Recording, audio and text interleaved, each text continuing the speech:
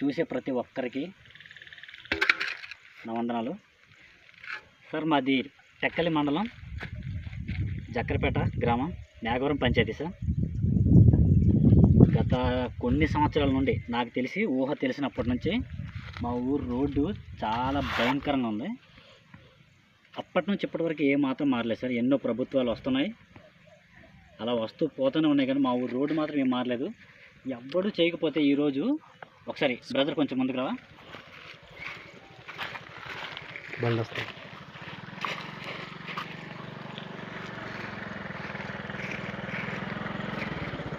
చెప్పొచ్చు కదా మా వాళ్ళ గురించి. రోడ్డు కూడా చూపి, ఆ రోడ్డు కూడా చూపి, జూమ్ క్లారిటీ కనబడుతుందా? అది మ్యాటర్ సార్. ఇది సార్ మా పరిస్థితి. అప్పటి నుండి ఇప్పటి వరకు ఇదే సార్ మా ప్రాబ్లం. ఒకసారి బ్రదర్ కొంచెం ముందుకు రావా. సార్ కొంచెం ముందుకు రావా. ఒకసారి అది చూపించన్నా, ఒకసారి అటువైపు చూపించన్నా ఆటో.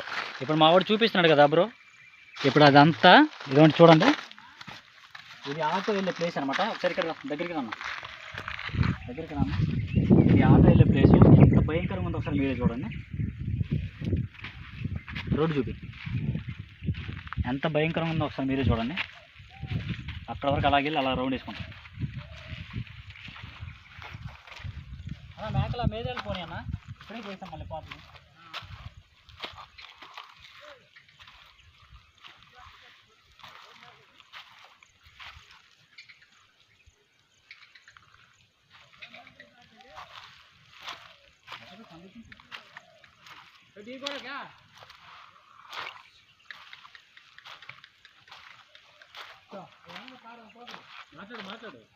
మాట్లాడరా.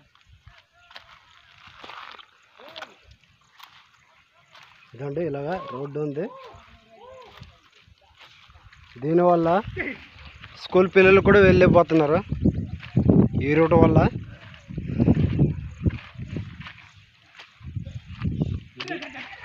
ఇదే సార్ మా ఊరి పరిస్థితి.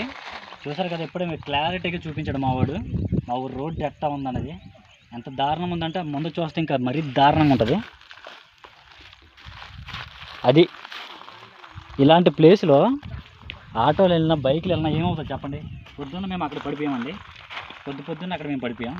ఇది మా పరిస్థితి. ఒకసారి ఇప్పుడు ఈ బ్రదరు నేను, ఈ బ్రదర్ పేరు తారక్. ఈ బ్రదరు నేను మా ఊరు ఇప్పుడు బయటకు పనికి వెళ్ళి ఉన్నారు, స్కూల్ పిల్లలు కూడా వెళ్ళి ఉన్నారు. వాళ్ళు వచ్చేటప్పుడు ఎలాంటి ప్రమాదం జరగకూడదని మా ఇద్దరం ఎంతో కష్టపడి ఆడి బండి ఇవాడు అక్కడ పెట్టాడు. ఆ బండితోటి కిందకి పోయి రోడ్డు పక్కన ఉంటాయి కదా కసరు, ఆ కసరు చాలా దూరం నుండి తెస్తూ ఇక్కడ వేయాల్సిన పరిస్థితి వచ్చింది బస్తాలతోటి. అదిగోండి ఆడ కనిపిస్తుంది చూడు బస్తాలు. ఇప్పుడు మనోడు బండి మీద ఆ బస్తాలు తేవాల్సిన పరిస్థితి వచ్చింది. మరి చాలా పెట్రోల్ మాకు చాలా బొక్క అయింది. నేను చెప్పాలంటే చాలా వేస్ట్ అయిందండి. అయినా సరే మేము దానికి పట్టించుకోవట్లేదు. మా ఊరు రోడ్డు బాగా అయితే చాలు, ఎవడూ పట్టించుకోవట్లేదని మాకు మేము చేయాల్సిన పరిస్థితి వస్తుంది. అందుకనే మేమే ఈ కసరు తెచ్చుకొని ఇదిగోండి ఇట్లా చేయాల్సిన పరిస్థితి వచ్చింది. మేమే చేస్తున్నాం. ఇది కేవలం వెహికల్స్ మాత్రం వెళ్ళే అవకాశం ఉంది. సో 3 వీలర్ అయితే వెళ్ళే అవకాశం లేదు. అక్కడ కూడా చెయ్యాలి మరి, లేకపోతే పిల్లలకి చాలా ఇబ్బంది అవుతుంది. మరి కేవలం 2 వీలర్కి మాత్రమే అవకాశం ఉంది ఇక్కడ. చూడండి, కేవలం వెళ్ళేటట్టు మేము వేసుకున్నాం. ఇది మా పరిస్థితి. ఎవ్వరూ పట్టించుకోవట్లేదండి.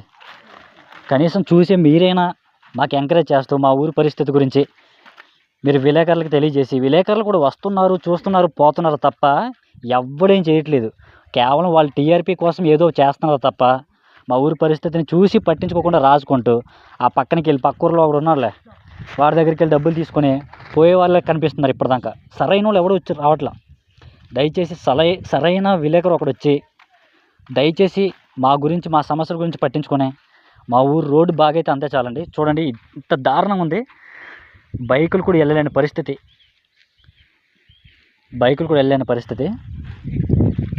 దయచేసి ఎవరైనా మాకు సహాయం చేస్తారనుకుని మనస్ఫూర్తిగా కోరుకుంటున్నాం.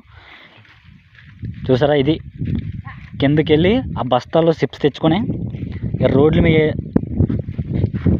ఇట్లాంటి పరిస్థితుల్లో ఇదో ఇక్కడ ఈ ప్లేస్లో వేయాల్సిన పరిస్థితి వచ్చింది రోడ్ల మీద.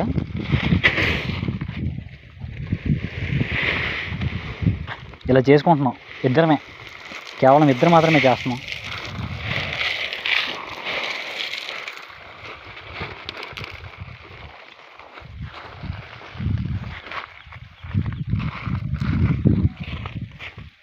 ఏదన్నా మా ఊరు రోడ్డు పరిస్థితి, ఏదో ఒకటి చేసి వెళ్తా తప్పదు.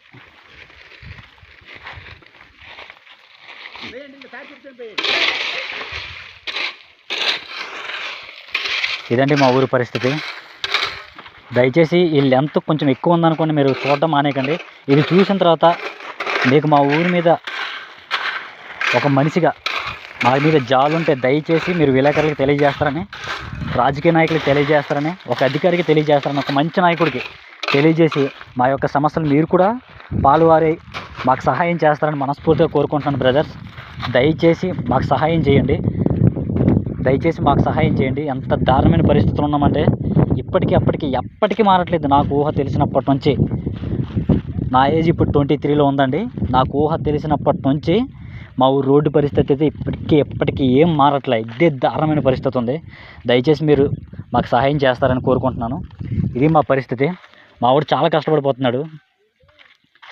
దయచేసి మీరు ఎలాగైనా మాకు సహాయం చేస్తారని కోరుకుంటున్నానండి. ఎన్నో పార్టీలు మారే, ఎంతోమంది రాజకీయ నాయకులు వచ్చారు, ఎవ్వరూ మాకు సహాయం చేయలేదు. మాకు ఇప్పుడు ఉన్న ఓపు ఎవరైనా సహాయం చేస్తారంటే కేవలం మేము మా పవనన్న మీదే ఆధారపడి ఉన్నాం. మా పవనన్న అధికారంలోకి వస్తే ఏదో చేస్తారనుకుని చిన్న నమ్మకం. ఇప్పుడు మా పవనన్న అధికారంలోకి వచ్చారు. సో మా పవనన్న ఇప్పుడు ఏదో చేయాలి, ఏదో చేస్తారని చిన్న నమ్మకం.